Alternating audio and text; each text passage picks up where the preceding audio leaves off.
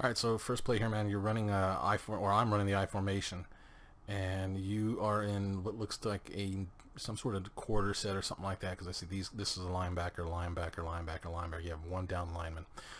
That's going to be something you want to be careful of. All right. If you're going against a base set, so I have my one tight end, two running backs, and two receivers. That is, a running. Well, it's actually kind of a balanced set because you can run or pass out of it. But really, it's a heavy run set, especially since I run out of the I, and I'm using the Cowboys here, so that means I'm going to want to run the ball with my big line. So looking at it here, you're probably not going to want to be in this set very often against this kind of formation. You're going to want to be in one of your base sets, which is like the 3-4, because I know you're using the Steelers here. And if I remember right, your other team was the Broncos. And so both of them are 3-4 teams. So you're going to want to be in one of the 3-4 sets. Preferably something, at least if you're going against somebody like me who runs a lot right off tackle here on either side, you're going to be wanting to be in something it's a little more balanced, like just the regular 3-4 actually.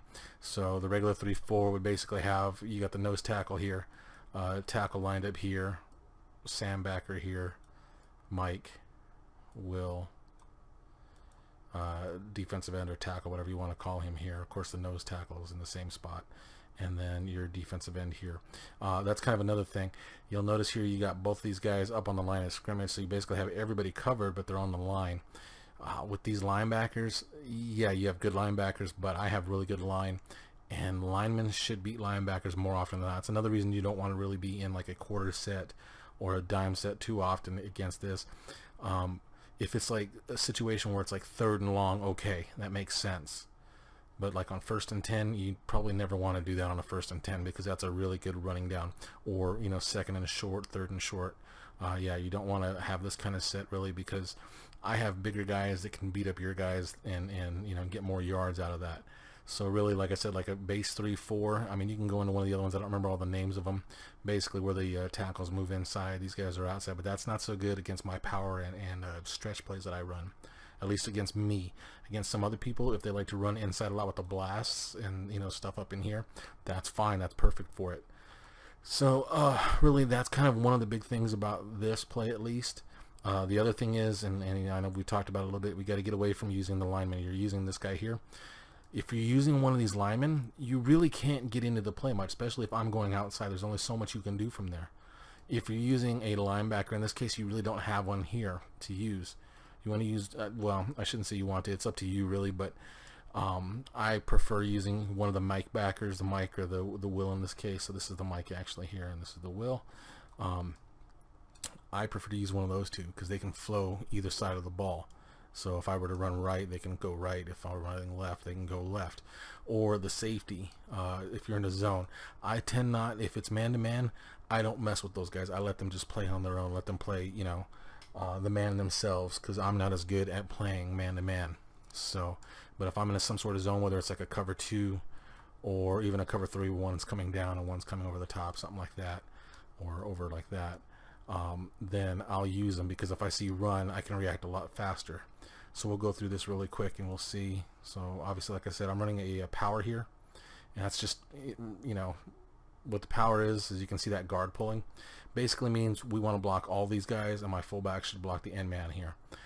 So he may even come in here. We'll have to see in a second here, but usually it's going to be boom, and then we get a double team right here. Actually, here he'll come down, because the guard's pulling. They have to do that, and then the fullback should come out here and make the block on him. So if you're seeing a lot of that, you definitely don't want to be in this set, and you don't want to be in any of those sets that have a big gap right here. You want to have maybe a stack look on this side, really, so you have like a linebacker right here and then another one stacked behind him, or the safety up tighter. Same thing on the other side if you can, but you want to kind of keep it somewhat even. So right there, as you can see, there we get the double team here, and I'm able to get outside here, and boom. But the reason I was saying you want to use like a safety in this case, or a linebacker, right now, like I said, you don't have a linebacker here, so you really can't use them. But I would use one of the safeties, either this guy or this guy, because when you're not using them, let's look and see what they do real quick. Alright, so this guy just completely freezes. And look what this guy's doing. He's coming from here all the way over here. Alright? He's taking himself out of the play. if you're controlling him and you see it, which right here I'm looking, you're playing this and you're trying to get there right away. I mean, you can pretty much go there right now. Yeah. So if you see this from here, now you can attack really hard. And even if you can't make the tackle, what you can end up doing is running into this guy here and creating this big pile to get this guy to be able to help out, get your corner involved, and then other guys coming from the inside here. And they should be able to help you out even more. So where I might get a couple yards, but I'm not going to get like 9 or 10. I might get like 1 or 2. So boom, you could have met me right about there. And you should, there might have been a gap still, but there may not have too. Especially if you come hard, because like I said, you were right around here, or you know, the safety's right around here. If he's coming from the outside in, and then you keep your outside shoulder free. That way this guy has to try to kick him out, and then I would have had to cut back in here, which this guy would have been sitting right on that. It would have only been maybe a, 1-2 yard gain at the most, maybe 3, which obviously is a lot better than giving up what I think was like 8 or 9 in this case. Alright, so this is another I formation play. I'm running the power again. This is the second play of the game, so really I ran the play 2 times in a row. I wanted to see if you adjusted to it, and you went in the same thing. So again, basically the same thing I had mentioned in the last play. You want to probably control this guy here if you're going to be in this formation, but I would try not to stay in this set against like the I formation. This is a good set if I was in 4 receivers, even 3 receivers. I could handle this. So it's not quite as good, but it's still there. So I would use it mainly for like 4 and 5 receiver sets, and well, really in like 4 receiver sets, because you have linebackers. You want a little bit faster guys when you're going against 5 receivers at least. So you might want to go to more of a quarter or the dollar set. So, but same basic thing again. As you can see, you can't really help out too much with this when you're on the line like that. But if you're back here using that guy, see he's flowing in again right here, because right now I can go wherever I want. I can cut up in here, and then of course I follow my big boy there, which is what you really should do when you're running this play on offense. But see, if you attack it here, you'd meet him in the hole. So by the time this guy gets right here, you're already there, and you're just bam hitting it. And what you're going to do is you may make the tackle, you may not, but what you're doing is, like I said before, creating that nice pile up so that this guy can come help out, the corner can get over faster, and then maybe one of these 2 guys breaks a tackle, or breaks a block, excuse me. So let's see right there. Yeah, see, if you're here and you force me to stay inside to try to cut back this way, or if I have to try to go backwards to get around it, see, that's going to give him time to get over. It gives him the time to come back up. And this guy's already gotten through. But right now, he's just a little late, and I'm right in through the hole, as you can see. So that's, kind of the same thing I mentioned before. We got to get you away from always using those linemen. That's kind of the big thing right now. And then the formation. You want to not call your defense until until I've called my offense. That way you can look and see if I have a regular set with the 2 backs, 1 tight end, 2 receivers, or if I'm in a 4 receiver set, 5 receiver set, and then you can call your defense accordingly. So you always want to have, like, if I'm in the I formation, if I'm in a base set, then you always want to be at least in a base set of defense, which is you're like 3-4, or one of those variations of the 3-4. And then you could also go big if you have, like I said before, I mentioned to you, I think when we were chatting on the using a 4-4 or a 4-6 normal, 4-4 split or 4-6 normal. You can use those against the base set too. You can also use those if I go like more tight ends, so I'm going bigger sets. Then yeah, you want to do something like that. But really, this set isn't so good just because you have all these small guys. Even though their linebackers are a little bit bigger than DBs, but they're small compared to my big boys up front here. So we can actually get a lot of good movement and beat your guys up a little bit like that. So okay, we'll go ahead and go to the next. All right, here again, I formation. You change your defense up, which is good. I'm glad you did. You went into something a little bit better. I would still rather see you in like a 3-4. This looks like it's some sort of nickel because I only see the 2 down defensive linemen. So you want that extra big boy. You want at least the 3 guys, the 3 big boys, whenever you're going against a set like this. Mainly because you need some guys that can eat up linemen so that your backers can flow. You got your backers here, and I think we're going to go ahead and run through the play really quick. I'm running the power to this side now. I switched it up. Yeah, you're using a defensive lineman again. So looking at that, all right. So I like this formation a little bit better, like I said. You might want to make some minor moves with it.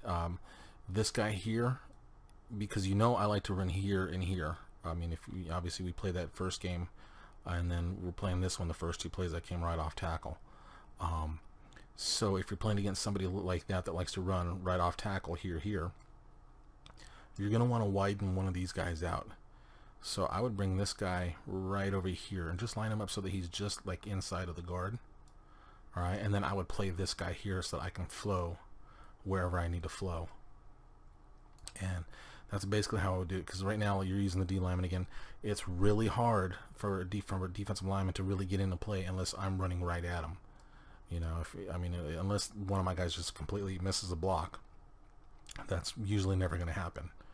All right, so it looks like, as far as your coverage, I'm looking at, right now it looks like a cover 2. You know, it's a run play, so I probably won't be able to tell, but it just looks like a cover 2. So what I would say too, anytime you have a 1st and 10 situation, if you're running an actual cover 2, go ahead and bump these guys up.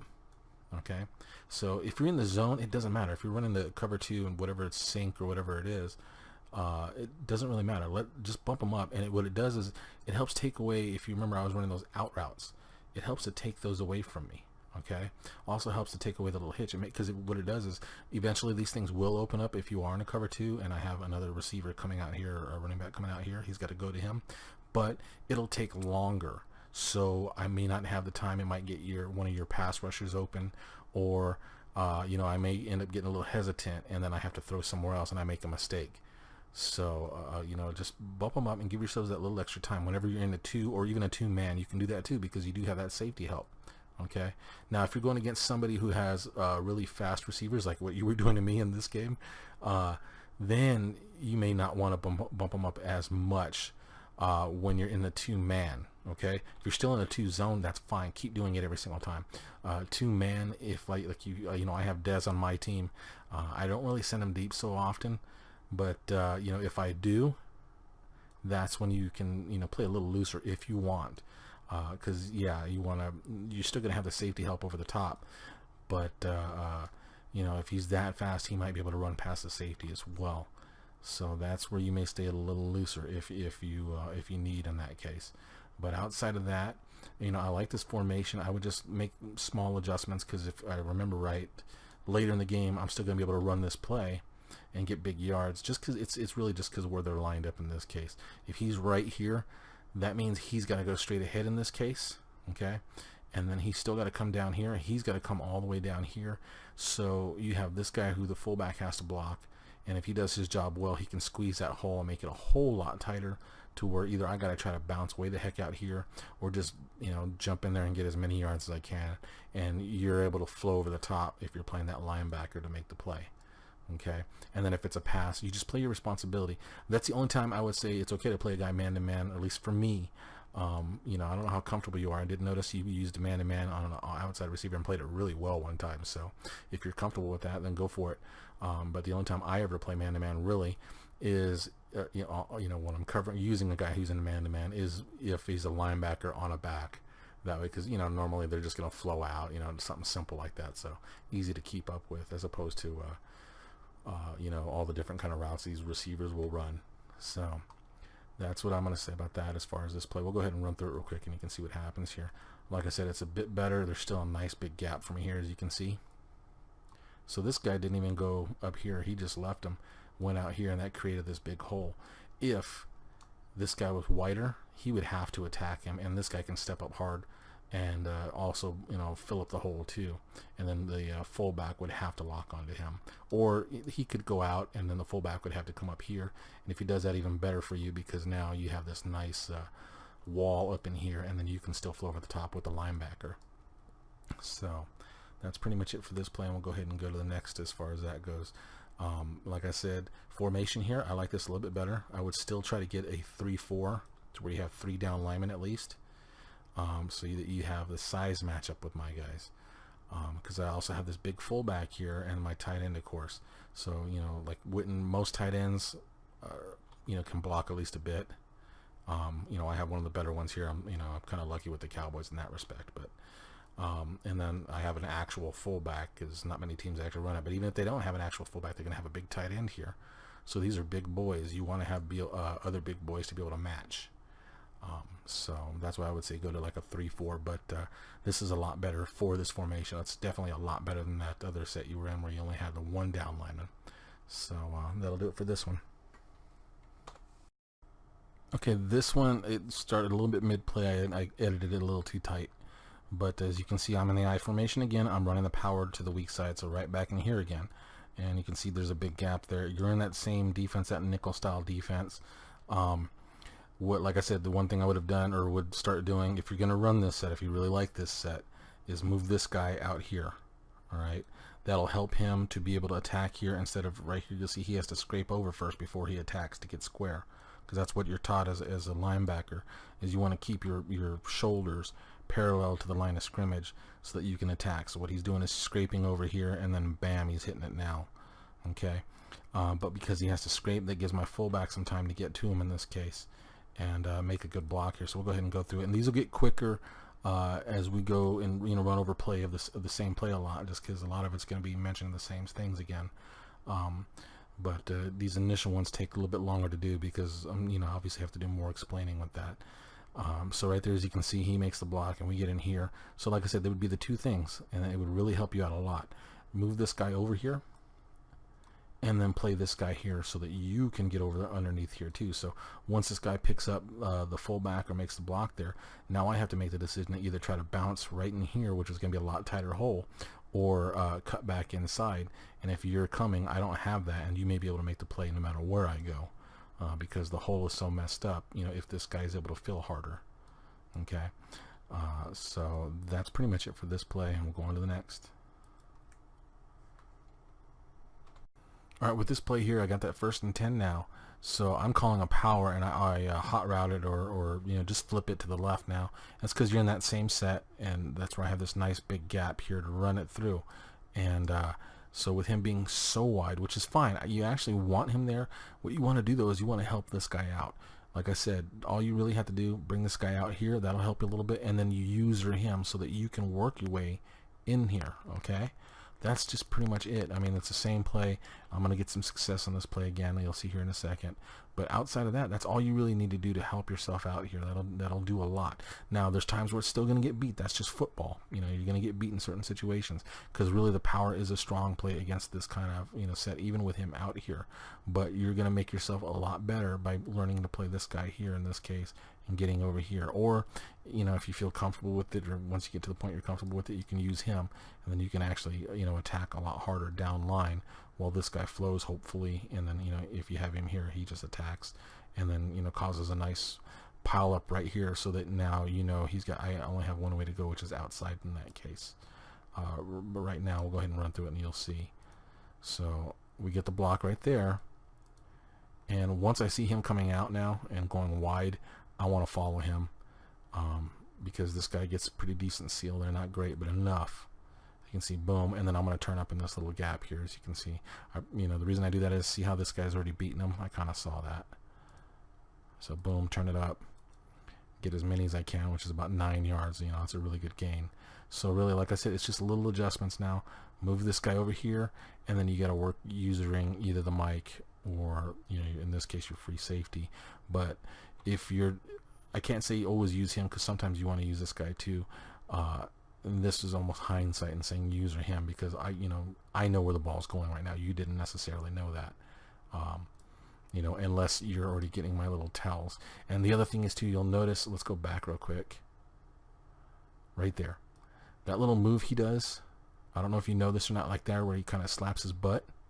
He kind of turns sideways and slaps his butt. When he does that, that tells you it's a flip. Now, not necessarily, I can do this in a fake way too.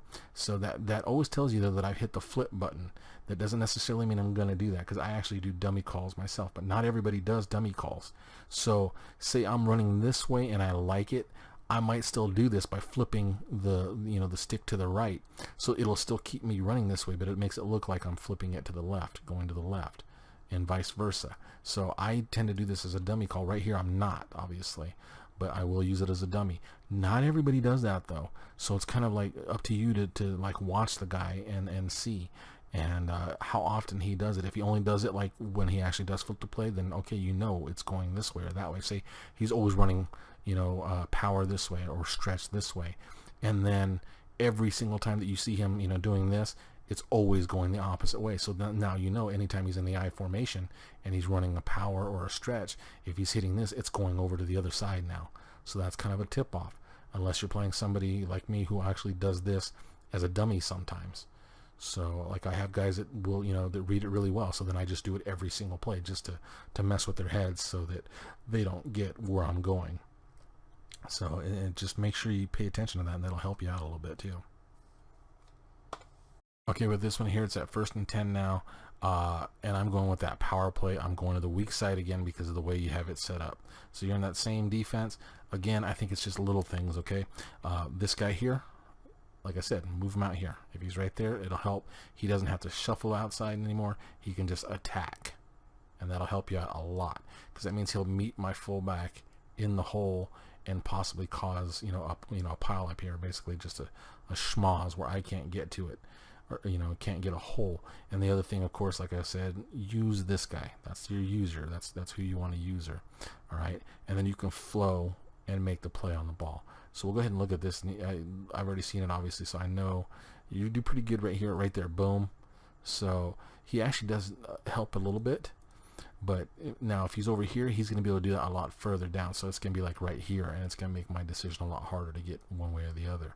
So he actually does a pretty decent job there as far as creating the schmoz, and he makes the tackle too. But my guy is able to get a couple extra yards on that, and really that's probably just because he's a really good back. He's a young back, but he's real good, and he's just able to stumble forward, which happens, of course.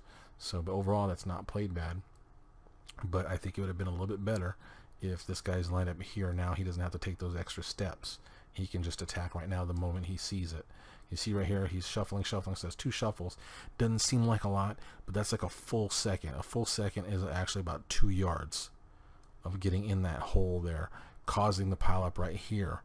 All right, and then if you're using this guy, you can get over here, get over the top, make the play, or sneak under and make the play. I would go over the top though, just because the way this guy is, and then you get the safety. Hopefully, would help out too in that case.